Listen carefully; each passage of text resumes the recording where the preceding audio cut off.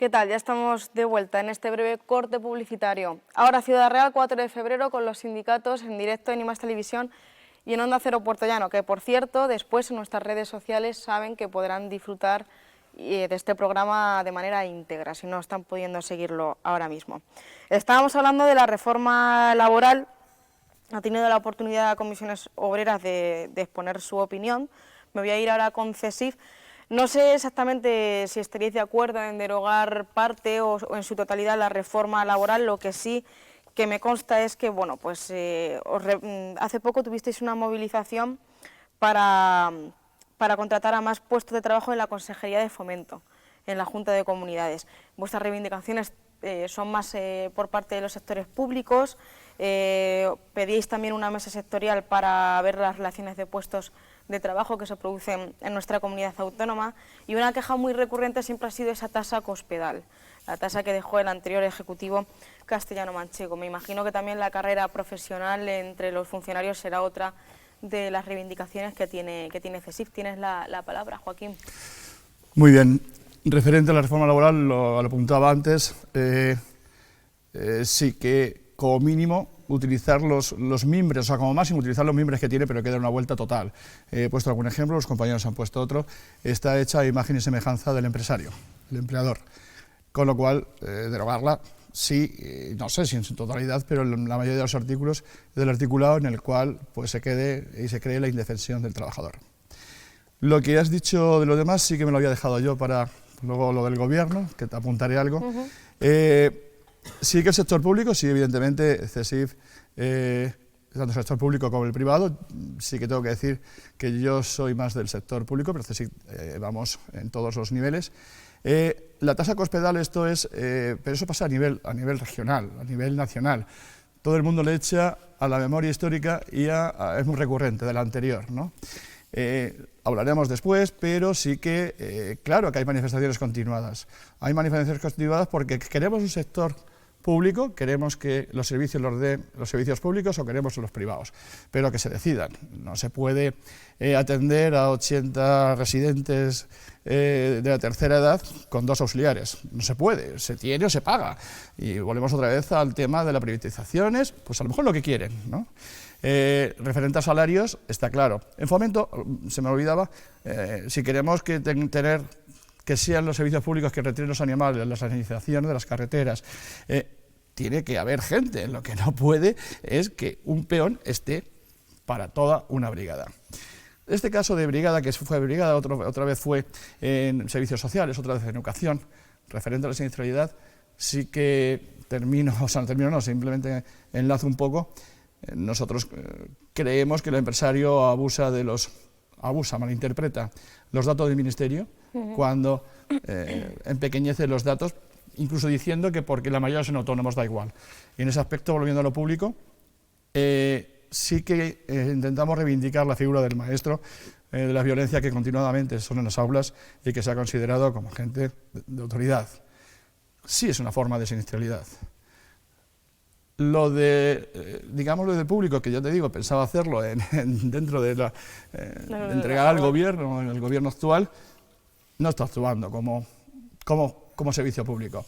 Cuando tengan claro si los servicios, qué servicios tiene que dar la empresa privada y qué servicios tiene que dar el Estado, entonces cuidarán una cosa y cuidarán otra. Ahora estamos en un híbrido, parece que no les importa lo público. Ahora, como bien sabéis, ha sacado una ley del tercer sector. Eso es el inicio, que si no se lleva bien y un seguimiento importante, es que servicios que están haciendo actualmente los empleados públicos pasen a hacerlo empresas privadas sin ánimo de lucro. Lo dijo en Solimán, pues que alguien me explique si Solimán no tiene ninguna actitud lucrativa cuando en su empresa, ¿no? Está meneándose por terrenos muy pantagosos, entonces habrá que decir, la tasa cospedal se ha hecho y se ha recuperado malamente, no se ha recuperado el 5% de Zapatero, llevamos desde el año 92 con Aznar, o sea, esto ya nos sigue a los empleados públicos, porque ¿sabes qué pasa? Que cuando va mal, quien primero paga las consecuencias, porque además se ve que está bien visto en la sociedad, o sea, es el funcionario. Se creen que quitándole o no subiéndole un 2% al funcionario o al trabajador público ya está arreglado todo, O sea, no paran, por ejemplo, en asesores, 5 millones de euros en asesores. 5 millones de euros. Estamos hablando aquí de 942 euros el salario mínimo interprofesional y ellos 5 millones en asesores. Cuando en la empresa privada, por ejemplo, para subir de peón a oficial y de oficial primero a oficial segundo necesitas, lo digo para que todo el mundo vamos a ver, cuando uno entra en función pública, los niveles son del 14 al 30. Entra en el 14 y subir al 17 ya le puede llevar toda su vida laboral. Pues aquí lo que da la mayoría absoluta del gobierno actual significa que un auxiliar administrativo de un pueblo con nivel 15 de atención al público, de cualquier pueblo de Castilla-La Mancha, de Puerto Llano, es, digamos, fichado durante 3 años como asesor y le ponen un nivel 26. Eso es la leche, o sea, eso es la leche. Bueno, pues cuando vuelve a su punto de su puesto de trabajo, cobra de por vida el 26. Hemos dicho que cuando cuesta esto, nosotros hemos hecho estimaciones de que puede costar alrededor de otros 5 millones de euros. Lo han hecho con alevosía y nocturnidad, porque ni siquiera ha ido a mesa general. Lo han hecho con una ley de acompañamiento, una manifestación hace poco referente a esto, les da igual. Eso es un túnel de amiguismos en el cual no se prima ni la capacidad, ni la igualdad, ni mérito, simplemente una carrera profesional. Cuando la carrera profesional, por ejemplo, del personal estatutario, la quitó Cospedal en el 2010, muy criticada por Paje, y lejos de hacerlo, lo que hace es que la quita para todos y se la pone a los políticos. Hombre, entiendo que bien no se está haciendo, y el motivo es que, básicamente, es que ellos deben tener claro qué servicios quieren que dé la administración y qué servicio quieren que dé la empresa privada. Demandas estamos escuchando de los diferentes sindicatos en cuanto a la posible reforma laboral. UGT, ¿qué opina, Juan? Las reformas laborales del 2010 y 2012, las dos, y alguna reforma de las leyes de los funcionarios públicos le hicieron mucho daño a las relaciones laborales de este país. Pero sobre todo la reforma del 2012 rompe el equilibrio que había en la negociación colectiva. Se queda la balanza solo y exclusivamente al lado de los empresarios. Y al compañero José Manuel y a mí, bien que nos recordaron en alguna que otra mesa que nos sentamos con ellos y dijeron, ahora tenemos nosotros la sartén por el mango. Esa es la impresión que se tenía en la provincia de Ciudad Real por parte de algunos empresarios. Por tanto, sí a la derogación de la reforma laboral. Somos conscientes de que no es posible hacerlo a corto plazo o de un plumazo la reforma laboral, pero sí es urgente y prioritario algunos aspectos más lesivos de la reforma laboral que se tienen que derogar. Estamos hablando de la prevalencia de convenio de empresas sobre convenio de sector, se tiene que derogar. Estamos hablando de la ultraactividad de los convenios, que cuando un convenio cumple, como no negocies otro pronto, te has quedado sin convenio y te vas al estatuto de los trabajadores. Estamos hablando, que ya se ha dicho aquí antes, de que un trabajador coge 2 resfriados mal curados, como decimos aquí en La Mancha, y te pueden echar. O estamos hablando de que un empresario puede hacer un ERE sin permiso de autoridad laboral y después primero te echa a la calle y luego te lo recurre. Eso es prioritario derogarlo. Y luego en el tema de siniestralidad. En la provincia de Ciudad Real estamos teniendo índice de incidencia superiores a la media nacional y somos una de las provincias que más siniestralidad tenemos en Castilla-La Mancha. Nosotros llevamos mucho tiempo reivindicando la figura del delegado territorial de prevención para aquellas empresas donde los sindicatos no tenemos representación porque no hay trabajadores, que es el porcentaje donde más accidentes se hacen. Se producen. Y luego tenemos otro dato que no has dado tú, pero que lo podemos dar, y es que también un porcentaje mayoritario de los accidentes se están produciendo en contratos en precario, porque no entra la gente en un contrato a tiempo parcial, en un contrato limitado en el tiempo, y no entra la gente con la formación adecuada. Por tanto, hay que insistir en derogar la reforma laboral para que se genere empleo estable, y hay que insistir también en la formación y la información de trabajadores y empresarios. Es verdad, como ya ha dicho José Manuel, que los acuerdos que se han hecho con la Junta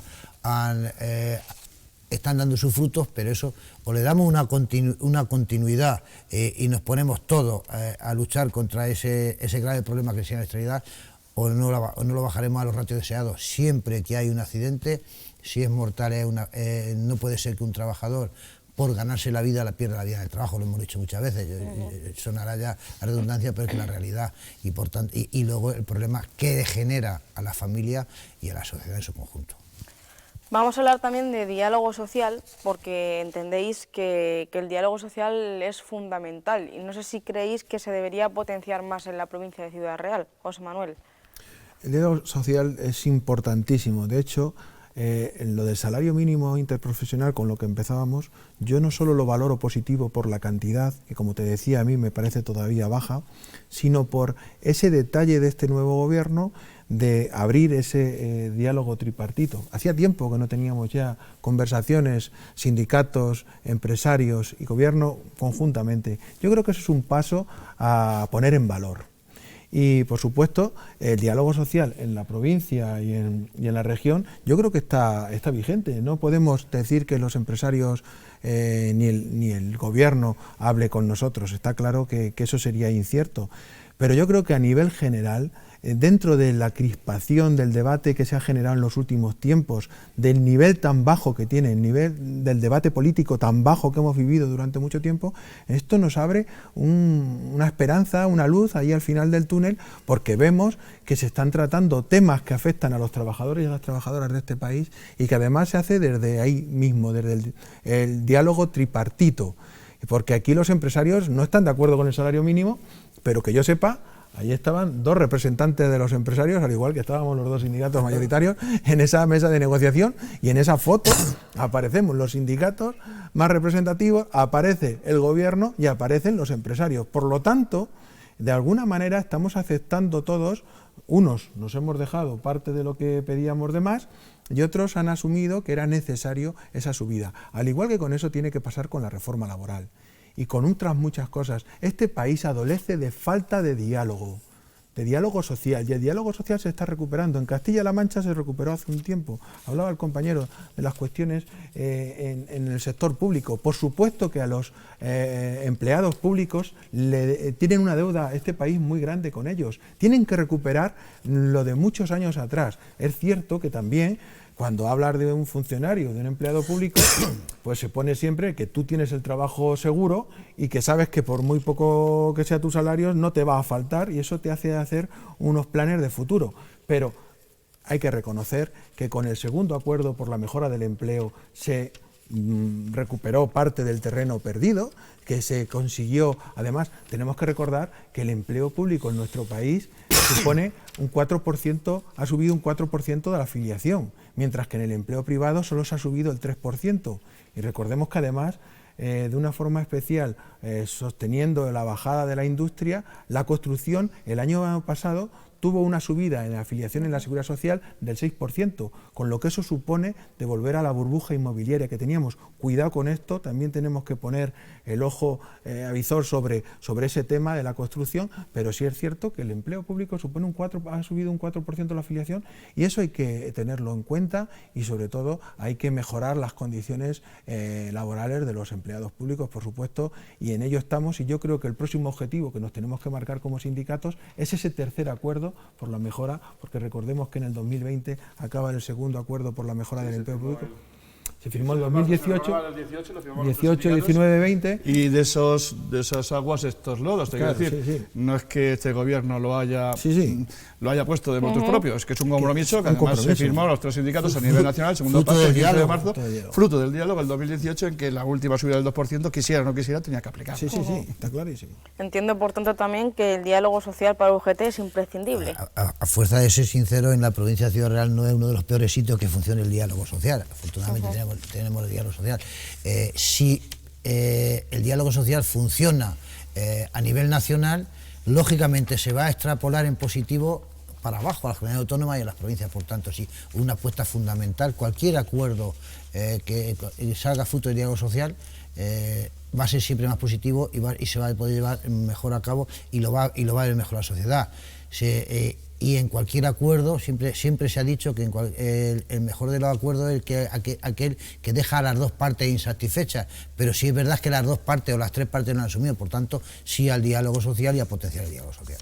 También a favor el CESIF de este diálogo social. Claro, es que sin diálogo social, si muchas veces no existe el diálogo por falta de disponibilidad y siempre de la misma parte, ¿no? Y en otros, cuando existe el diálogo, pues no cumplen lo que han dialogado, han pactado o se ha concertado. Sí. Vamos a hablar ahora de las pensiones. Se ha aprobado una subida del 0,9% para este 2020. ¿Qué opináis? ¿Lo consideráis un paso más? ¿Llega tarde? ¿Llega a tiempo?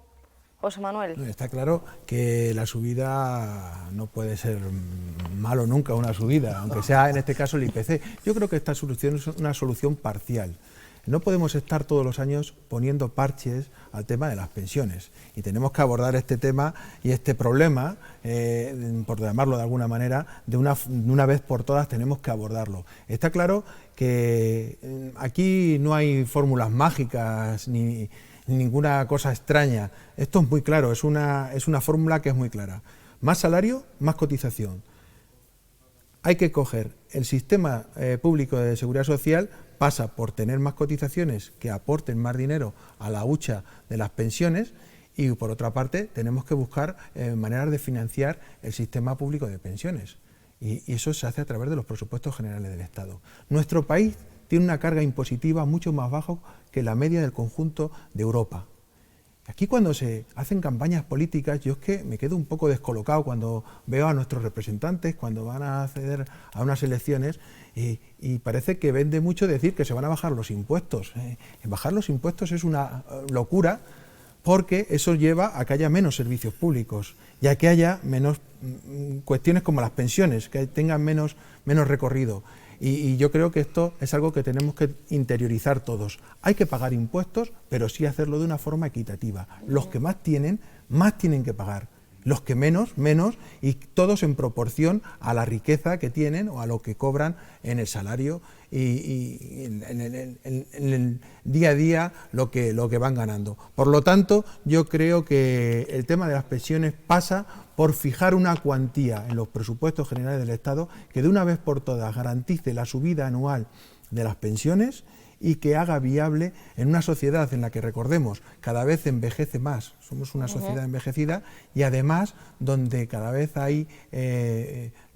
nacen menos niños y tenemos una sociedad que va a tener un problema en un futuro si no se aborda ya. Pero yo creo que haciendo ese equilibrio con la fórmula del salario, las subidas salariales, más cotización y aportaciones por parte de los presupuestos generales del Estado, tendremos garantizado el sistema público de pensiones para el futuro. Juan, ¿qué te parece esta subida del 0,9%? La subida en principio está bien, porque era pero no deja de ser un parche. Aquí lo que urge es derogar la reforma de las pensiones del 2013, porque hay un factor de sostenibilidad ahí puesto, que está ahora mismo estancado, pero que está vigente y que en el 2023 me parece que era cuando deberían entrar en vigor. Por tanto, hay que derogar esa reforma de las pensiones y lo que hablamos antes del diálogo social, llevarnos las pensiones al Pacto de Toledo y sacar un acuerdo de pensiones de ahora y para el futuro, que garantice las pensiones, que equilibre la desigualdad que hay entre hombres y mujeres en el sistema de pensiones. No puede ser que un viudo cobre más que una viuda. Y eso está, sí, ahí. Y por tanto hay que llevarla a la mesa del diálogo y meterla a presupuestos generales del Estado. Lo ha dicho bien José Manuel, si suben los salarios, sube la recaudación y por tanto la bolsa crecerá. Pero hay otras cosas que hay que hacer también para garantizar el sistema de pensiones. Se están asumiendo gastos que no son propios del sistema de pensiones. O sea, ahora mismo el mejor ejemplo, tú te vas al Ministerio de Defensa y los gastos del Ministerio de Defensa los sacan de la partida de defensa, los gastos del Ministerio de Trabajo los meten a la partida de seguridad social. Con eso, con sacar las pensiones no contributivas que deben de ir a presupuestos generales del Estado, y con alguna cosa más, estábamos diciendo que le inyectábamos de golpe y porrazo, sin subir salarios, le inyectábamos ya 9.000 millones de euros a la bolsa de las pensiones. Por tanto, el sistema es viable, sí, hay que garantizar las pensiones de ahora y sobre todo las del futuro, y garantizarlas al menos a IPC real. Y por parte de CSIC, ¿cómo veis esta subida? Vamos a ver, ya se ha dicho todo. Hay que realizar el Pacto de Toledo para que el sistema de pensiones sea sostenible en España, y eso, alguien lo ha dicho, pasa por ser matemática pura. Hay que cotizar para poder cobrar pensión, y para cotizar hay que crear la ley de trabajo adecuada para fomentarlo y hacerlo. Sí que quería simplemente en algo de diálogo, que me ha quedado antes, decir, en el diálogo social, sobre todo de función pública, y aquí en la Junta de Comunidad de Castilla-La Mancha sí que hemos notado que el diálogo por la parte contraria, en este caso la Administración, adolece bastante. Nosotros decimos que dentro de la negociación está dos partes, está Emiliano Paje sin mayoría absoluta, con políticas razonables y con mayoría absoluta ahora, donde porque yo lo valgo y el diálogo se hace prácticamente inasumible y hace, como ejemplos que he puesto anteriormente, con alevosía, nocturnidad, pues no da lugar a la confrontación ni siquiera al diálogo. Si no lo queréis, pues lo denunciáis, ¿vale? Pues ya para finalizar, nos quedan 4 minutitos. No sé si preferís que hablemos de la mesa del agua o de la valoración del gobierno. ¿Qué os apetece más para cerrar? Las dos cosas son interesantes. Las dos cosas son interesantes, pero nos si quedan... somos capaces de condensarlo... Si utilizáis 20 segundos para vuestra intervención, en cuanto a la mesa del agua, pedís una ley justa del agua. Yo te digo en 20 segundos lo del agua y lo de compañero. El agua es un bien público, es un bien escaso y muy necesario. Por tanto, lo que hay que hacer primero es de una vez por todas acabar con el trasvase de Tajo Segura y después hacer una política del agua para que se pueda abastecer a todos los sectores industrial, agrícola y a todos los sectores. Y sobre todo, lo que no puede ser es que en Castilla-La Mancha, por los pueblos que está pasando el canal del Tajo Segura, le tengan que llevar en verano el agua en cisterna. El agua no se puede utilizar en términos partidistas. El agua es un elemento, además, imprescindible para el desarrollo de una zona. Está claro, no se puede sustituir, además, dentro de la producción por otra cuestión, no por otra cosa, no se puede sustituir. Y entonces nosotros lo que tenemos que buscar en nuestra región y en el conjunto es el bienestar de las personas, cuidar el ecosistema. El Tajo está hecho un desastre, una pena, con lo del trasvase Tajo Segura. Y luego lo que tenemos que mirar también es por el empleo y la economía de nuestra región. Por lo tanto, el trasvase Tajo Segura hay que eliminarlo cuanto antes. Joaquín. El agua, sí, yo sí 20 segundos, es decir, menos. El agua es un bien natural, no pertenece a nadie. Estamos en una región prácticamente a la desertización. Es un clima mediterráneo interior, con lo cual las sequías son muy prolongadas. Aquí es una cosa de entendimiento. Partido Popular, Partido Socialista se tienen que poner de acuerdo porque no es algo que coja votos, es que es el futuro. Y ahora ya sí, la valoración del gobierno, os doy 30 segundos, esto es como un marcador, un descuento. Valoración del gobierno por parte del CSIC. Como yo ya lo he dicho anteriormente, he apuntado algo, de más a menos. Se nota mucho, no abuso, o sea, se nota mucho cuando no era una mayoría absoluta, en todos los ámbitos, supongo que en el privado y además sectorialmente a lo mejor por provincias y demás, pero a nivel regional se nota mucho cuando no había una mayoría absoluta y ahora una mayoría absoluta que verdaderamente es un rodillo con mayúsculas. Por parte de UGT, rápido. Vamos, nos congratulamos que haya gobierno en este país, hacía mucha falta y lo único que le pedimos a este gobierno son la derogación de las reformas laborales que estamos haciendo, que haya diálogo social, mucho diálogo social, que eso será bueno para el país y para esta provincia, que de una vez por todas escuchen lo que estamos pidiendo, sobre todo el tema de infraestructura. Es fundamental la 43, la 430 y la autovía Toledo-Ciudad Real. Y por parte de comisiones, muy rápido. Yo añadiría a todo eso políticas de transición ecológica y energética y sobre todo una política industrial. La necesitamos como agua de mayo y sobre todo en zonas como Puerto Llano.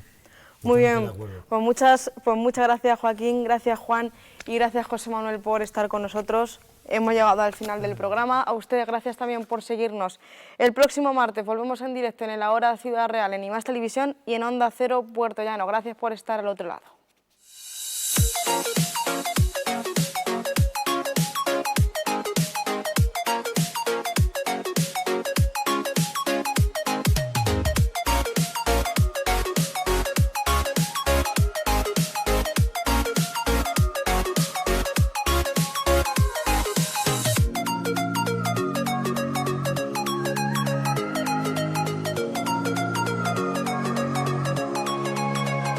Si te ha gustado este vídeo, suscríbete a nuestro canal.